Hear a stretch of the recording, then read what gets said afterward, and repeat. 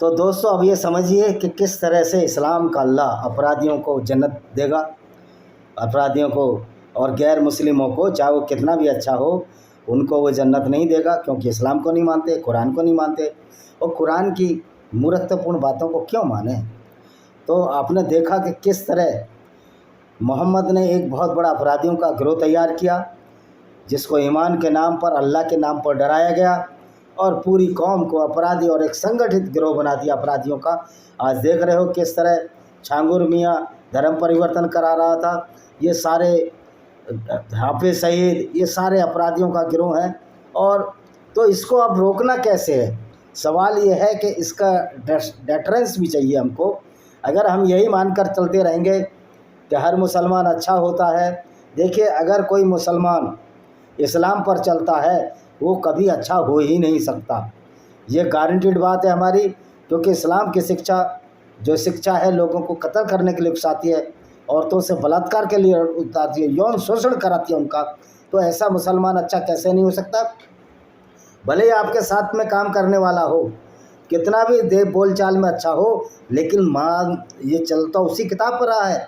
और दूसरी बात, जो ये पार्टियां, जो सेकुलर पार्टियां, जो मुसलमानों की हिमायत करती हैं पार्टियां, वो सेकुलर हो ही नहीं सकती, क्योंकि मुसलमान खुद में सेकुलर नहीं हो सकता, इस्लाम खुद में सेकुलर नहीं हो सकता, क्योंकि इस्लाम की बुनियाद तो नफ़रत पर है, इस्लाम की बुनियाद तो गैर मुस्लिमों को कत्ल करने पर है, इस्लाम की बुनियाद तो दूसरों को जीने ना देने पर निर्भर है।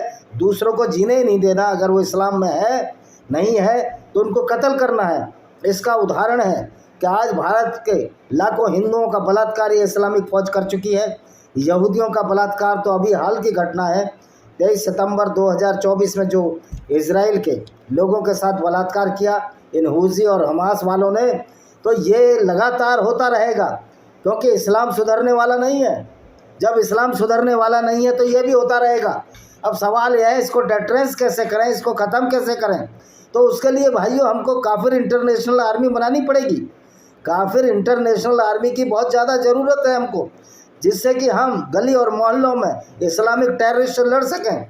ये आज नहीं तो कल करना पड़ेगा। ये सरकारें कितने लोगों को बचा पाएँ। कमलेश कुमार तिवारी को कोई बचा पाया, रुपेश पांडे को कोई बचा पाया। कानून बाद में काम करता है, जब आदमी की जान चली जाती है, जब आदमी का बहुमूल्य जीवन ही खत्म हो गया, उसके बाद तो कोई बचता नहीं है। तो दोस्तों, ये इस्लाम के मानने वाले कभी सुधर नहीं सकते, क्योंकि इस्लाम सुधर ही नहीं सकता। इस्लाम में गुंजाइश ही नहीं है सुधार की। हाँ, इनको सुधारा जा सकता है ज़बरदस्ती कानून के डंडे पर। कानून